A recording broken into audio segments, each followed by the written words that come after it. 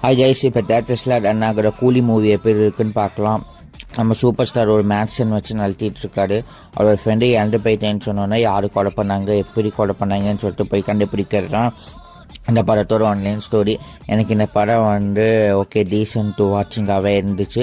Super star இந்த மூவியில் acting பண்ணதோடு நம்மளுக்கு இந்த படத்தோட ஒரு ப்ளஸ்ஸு. அதே மாதிரி நாகார்ஜுனா, ஸ்ருதிஹாசன் நல்லாவே கொடுத்த ரோலை பண்ணிட்டாங்க. அதே மாதிரி உபேந்திராவுக்கு கெஸ்ட் ரோல் மாதிரி தான்.